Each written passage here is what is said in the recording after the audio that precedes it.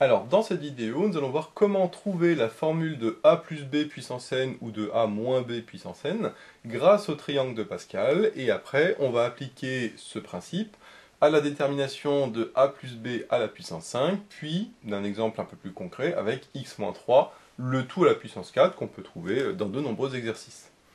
Alors, nous allons d'abord faire le triangle de Pascal, et après, à partir du triangle de Pascal et du principe que je vais vous montrer, on verra qu'il est très facile de trouver la formule de a plus b puissance n ou de a moins b puissance n, avec n qui est un entier. Bien sûr, plus l'entier est élevé, plus le triangle sera important, mais le principe restera exactement le même. Alors, on va d'abord faire le triangle de Pascal. Ce triangle de Pascal, qu'on a déjà parlé dans d'autres vidéos pour par exemple les combinaisons, pour trouver les formules des combinaisons, les k parmi n, ici on va faire la même chose, mais pour l'appliquer à la détermination de a plus b puissance n. Ce triangle de Pascal se fait de la manière suivante. Quand on a des carreaux c'est mieux, mais là je vais le faire sans carreaux. On va faire une colonne qui ne comporte que des 1. D'accord? Je vous en mets un certain nombre, on verra après combien on en met. Et je vais faire la même chose avec une diagonale ici comportant que des 1. Donc là, je décale, je mets 1. Ici, je décale, je mets 1. Ici, je décale, je mets 1. Ici, je décale, je mets encore 1. Ensuite, je mets 1. Et enfin, je mets 1. Donc là, chaque 1 est, selon la diagonale, est aligné sur une ligne. Maintenant, nous allons voir comment remplir la partie ici, puisque la partie au-dessus, il n'y a que des zéros, ça ne nous intéresse pas. Ce qui est important, c'est la partie qui est ici. Le principe est très simple, je prends deux termes côte à côte, je les additionne, et je mets le résultat sur la case en dessous de celle de droite. C'est-à-dire que je fais 1 plus 1, ça fait 2, donc je mets 2 en dessous du terme de droite. 1 plus 2, ça fait 3, donc je mets 3 en dessous du terme de droite. 2 plus 1, ça fait 3, donc je mets 3 en dessous du terme de droite, etc. etc. Bien sûr, on peut aller à l'infini, moi je vais me limiter ici à ce tableau-là, mais on peut aller aussi loin qu'on veut. Donc 1 plus 3, ça donne 4, donc je mets 4. 3 et 3, ça fait 6, donc je mets 6. 3 et 1, ça fait 4, donc je mets 4. Même principe pour la ligne suivante. 1 et 4, ça fait 5. 4 et 6, ça fait 10. 6 et 4, ça fait 10. 4 et 1, ça fait 5. Et donc, j'ai le 20 qui est ici. Et enfin, dernière ligne, 1 et 5, ça fait 6. 5 et 10, ça fait 15. 10 et 10, ça fait 20. 10 et 5, 15. 5 et 1, ça fait 6. Et enfin, le 1 de la diagonale. Donc déjà, ce petit tableau, on va pouvoir vous remarquer plusieurs choses. Ce qu'on remarque, c'est que chaque ligne est symétrique. C'est-à-dire, par exemple, ici, on voit 1, 2, 1, donc c'est symétrique par rapport aux 2. Ici, on a 1, 3, 3, 1, donc c'est symétrique par rapport à un axe imaginaire se situant entre les deux 3. Ici, 1, 4, 6, 4, 1, c'est symétrique par rapport au 6. 1, 5, 10, 10, 5, 1, c'est symétrique par rapport à ici. 1, 6, 15, 20, 15, 6, 1, c'est symétrique par rapport au 20, etc., etc.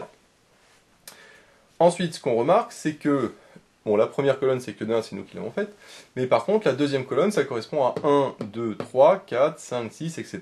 Donc la suite des entiers, du coup, un peu comme une suite arithmétique de raison 1.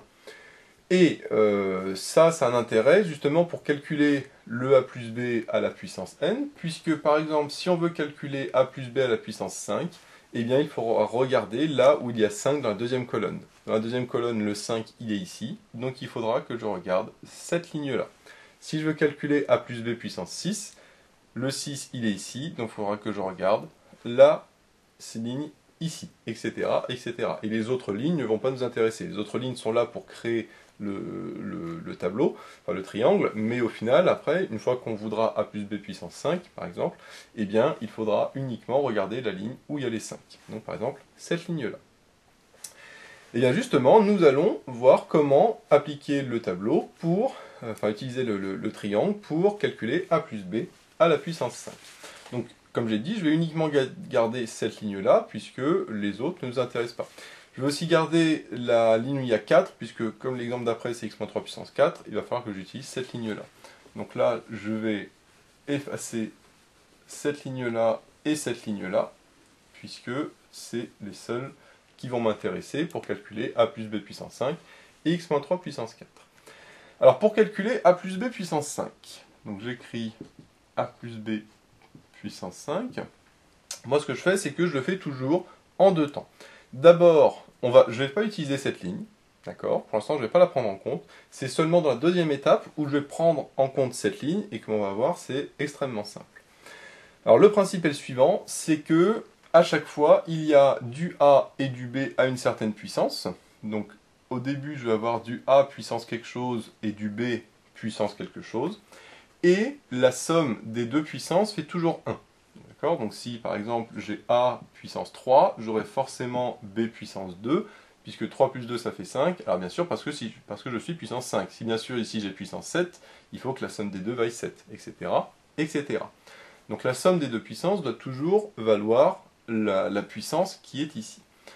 Ensuite, ce qu'il faut bien retenir, c'est que la puissance de A va diminuer au fur et à mesure des termes, alors que celle de B va augmenter. C'est-à-dire qu'au début, c'est quoi la combinaison la plus haute pour A et B? C'est A puissance 5 et B puissance 0. Parce que le maximum pour A, c'est 5, le minimum pour B, c'est 0. Donc, alors B puissance 0, ça fait 1, donc ça fait A puissance 5. Donc le premier terme, ce sera A puissance 5. Ensuite, je mets un plus, et je laisse un petit peu d'espace après le plus, parce qu'il va y avoir quelque chose après. Ensuite, comme on a dit, je diminue la puissance de A, donc après 5, ça fait 4, et par contre, j'augmente celle de B, donc B comme c'était puissance 0, ici ce sera B puissance 1. Et 4 et 1, ça fait bien 5. Ensuite, je mets un plus, pareil, je laisse un peu d'espace. Même principe, le A diminue, donc après 4, c'est 3, et le B augmente, donc après 1, c'est 2. Et là, 3 plus 2, ça fait toujours 5. Alors c'est normal que ça fasse toujours 5, puisque comme le A diminue et que le B augmente à chaque fois de 1, plus 1 moins 1, ça se compense, ça fait 0, donc à chaque fois, la somme vaut toujours bien 5. Donc maintenant, vous avez compris le principe. Donc maintenant, je vais diminuer le A, augmenter le B, donc après 3, si je diminue, ça fait 2, et le B, si je l'augmente, ça fait 3. 2 plus 3, ça fait bien 5. Ensuite, je diminue le A, ça fait A puissance 1, donc A, et B à la puissance 4. 1 plus 4, ça fait bien 5. Et enfin, je diminue le A, donc ça fait A puissance 0, ça fait 1, donc je ne le mets pas. Le B augmente, ça fait B puissance 5. Et donc maintenant, si on regarde, le A, c'est puissance 5, 4, 3, 2, 1, 0. Alors que le B, c'est puissance 0, 1, 2, 3, 4, 5. Et donc c'est bon, là je sais que j'ai bien tous mes termes. Et maintenant, pour terminer, parce que donc ça c'était la première étape, et la deuxième étape, c'est de rajouter les différents coefficients que j'ai ici sur ma ligne, donc 1, 5, 10, 10, 5, 1, je les rajoute à chaque fois devant chacun de mes termes. Parce que si on regarde, j'ai 1, 2, 3, 4, 5, 6 termes, et là j'ai 1, 2, 3, 4, 5, 6 termes. Et donc chaque nombre ici correspond au coefficient qui sera devant chacun de ces termes.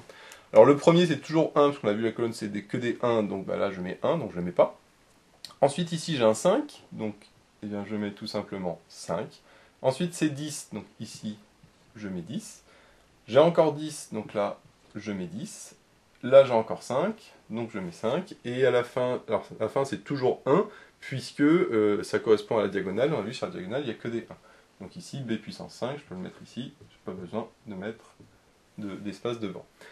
D'où l'intérêt, on le voit, hein, d'avoir laissé un espace après le plus, parce que si j'avais pas laissé d'espace, ça aurait été un petit peu plus compliqué pour rajouter le nombre. Donc toujours penser à laisser de l'espace après le plus pour pouvoir faire facilement, pouvoir compléter facilement avec les termes. Je préfère toujours le faire en deux étapes, parce que si on le fait en une seule étape, c'est-à-dire de penser en même temps à diminuer les puissances, d'augmenter la puissance, et puis de mettre les chiffres devant, on peut s'embrouiller, donc moi je préfère le faire vraiment tranquillement en deux étapes, comme ça on est sûr de ne pas se tromper. Donc là on a vu comment faire a plus b puissance 5. Vous allez me dire, mais comment on va faire pour a moins b à la puissance 5? Eh bien c'est exactement le même principe, sauf que les plus et les moins vont alterner, ça va être plus moins, plus moins, plus moins, plus moins. Alors attention, on commence toujours par plus, sauf que quand je dis on commence par plus, c'est sous-entendu le terme qui est ici. Donc ici c'est comme s'il y avait un plus 1, donc ici c'est le premier, c'est toujours plus.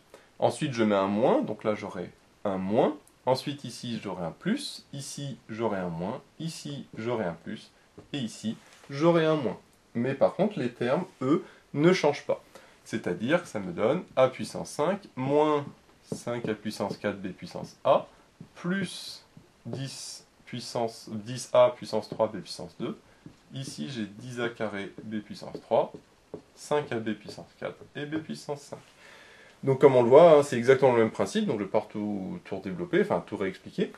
C'est exactement la même chose, sauf qu'on alterne plus, moins, plus, moins, plus, moins, plus, moins, plus, moins. Alors, pour être sûr à 100% qu'on ne s'est pas trompé dans les plus et les moins, il faut se souvenir que les moins sont devant les puissances impaires de b. C'est-à-dire que ici, b puissance 1, donc la puissance de b, elle vaut 1, c'est impair, donc j'ai un moins. Par contre, b ici, c'est puissance 2, c'est pair, donc c'est plus. Ici, la puissance b, c'est 3, c'est impair, donc c'est moins. 4, c'est pair, donc c'est plus. 5, c'est impair, donc c'est moins. Donc, quand j'ai un moins, c'est que la puissance de b est impair. Alors, pourquoi est-ce que c'est le cas? Et là, tout simplement, parce que quand on fait a moins b puissance 5, par rapport à a plus b puissance 5, ça revient à remplacer le b par moins b. C'est comme si j'avais fait un changement de variable et que j'avais remplacé le b par moins b. Donc je prends mon b ici, mais je remplace par moins b. Mais si je remplace b par moins b à une puissance quelconque, donc quand je fais moins b à la puissance k, c'est comme si j'avais moins 1 puissance k fois b puissance k. Donc on voit que la puissance de b ne change pas. Par contre, j'ai un moins 1 puissance k qui apparaît devant. Et donc quand cette puissance est paire, eh ben, moins 1 puissance quelque chose pair, ça fait 1, donc ça ne change rien, ce sera plus. Par contre, quand le k est impair, eh ben, moins 1 puissance 3, 5, 7, etc., ben, ça fait moins 1.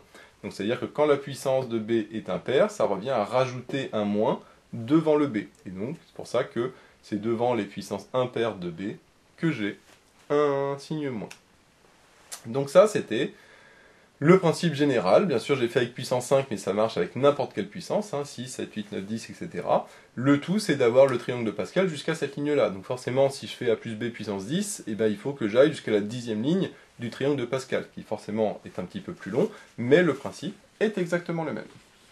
Donc à partir de ça, on va pouvoir faire le deuxième exemple, qui était x-3 puissance 4. Donc je vais aller un petit peu plus vite, parce que là, on a compris le principe.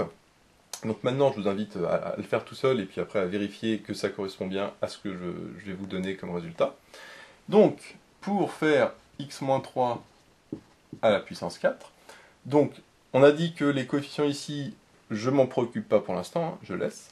Donc comme on a vu au début, c'est toujours a puissance, ici 5, mais donc ici ça fera a puissance 4, donc x puissance 4, parce que le a vaut x, et le b vaut 3. Ensuite, alors je sais que c'est un moins, puisque j'alterne plus-moins, donc là comme j'ai un plus ici, j'aurai un moins. Je diminue la puissance de a, donc ça fait x puissance 3, et j'augmente la puissance de b, donc ça fait fois 3. Je le mets pour l'instant comme ça, bien sûr après on remaniera un petit peu. Ensuite, j'ai un plus, alors je laisse toujours un espace pour mettre le coefficient, je diminue la puissance de b, donc ça fera 2, j'augmente la puissance de a, pardon, et j'augmente la puissance de b, donc ça fera 3 puissance 2. Ensuite, comme j'avais un plus ici, j'ai un moins, donc le x, je vais encore diminuer sa puissance, ça fera x puissance 1, le 3, je vais augmenter sa puissance, donc ça fera 3 puissance 3, parce que ici j'avais 2, donc là j'ai 3. Et enfin, comme j'ai moins, maintenant j'aurai plus. Ici, j'aurai x puissance 0, donc ça fait 1. Et le 3, lui, sera puissance 4.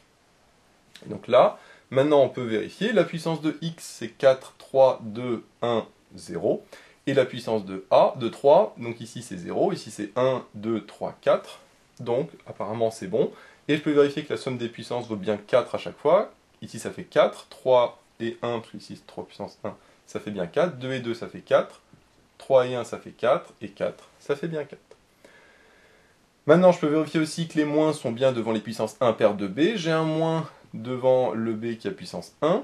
Ici, j'ai un plus parce que c'est 2. Par contre, ici, c'est puissance 3, c'est impair, donc c'est moins. Ici, le 3 est puissance 4, c'est pair, donc c'est plus. Donc apparemment, les plus et les moins sont bons. Et donc, dernière étape, je rajoute les coefficients 1, 4, 6, 4, 1 devant chaque terme. Donc ici, j'ai 1, donc je ne mets pas. Ici, j'ai 4. Ensuite 6, 4 et 1 que je ne mets pas non plus, puisque le 1 ne sert à rien. Donc j'ai bien mis un 1, 4, 6, 4, 1 qui correspond aux différents termes que j'ai là. Maintenant, une fois que j'ai ça, je vais pouvoir tout simplifier, parce que ici, c'est pas forcément très joli. Donc là, ce que je vais regrouper, c'est les constantes. Donc 4 fois 3, ça fait 12. Donc ça fait 12 x puissance 3. Ici, j'ai 3 au carré, ça fait 9. 6 fois 9, 54. Donc plus 54x carré. Là, je vais pouvoir enlever ce qui est en dessous. Ensuite, ici, 3 au cube, ça fait 27, donc ça me fait 27 fois 4. Alors, pour faire 27 fois 4, je fais x2 et x2, donc ça me fait 54 fois 2, donc ça me fait 108. Donc j'ai moins 108x. Et 3 puissance 4, je sais que 3 puissance 4, c'est 3 au carré, 3 au carré, ça fait 9, 9 au carré, ça fait 81. Donc ça fait ici 81. Donc voilà, bon ça cette dernière étape c'est uniquement du calcul, donc pas d'intérêt particulier par rapport au triangle de Pascal, mais on voit que si on le fait par étapes, il n'y a pas de difficulté. Par contre, bien sûr attention, comme il y a pas mal de petits calculs, si à un moment on se trompe, bah, forcément tout est faux, mais comme je vous l'ai dit, comme je viens de vous le faire, il y a pas mal de petites choses qu'on peut vérifier que la somme des puissances vaut bien toujours la puissance ici, vérifier qu'on a bien des moins devant les puissances impaires de b, vérifier que les puissances de x diminuent et que les puissances de 3 augmentent, etc. etc. Tout ça, c'est pas mal de petites astuces qui vous permettent de vérifier que vous vous êtes trompé à aucun moment et que votre résultat est bien celui qui est attendu. On peut à la fin vérifier toujours qu'on a bien du x puissance 4, 3, 2, 1 et 0, donc du coup on ne s'est toujours pas trompé, apparemment. Sur les plus et les moins, j'ai bien plus, moins, plus, moins, plus. Donc là aussi, apparemment, pas d'erreur sur les plus et les moins. C'est toujours bien de vérifier le résultat final, puisque souvent on se concentre sur les petits calculs, et puis on oublie qu'il y avait un moins, un plus, ou quoi que ce soit. Donc ne pas hésiter, même après dans le résultat final, à vérifier, comme je viens de le faire ici.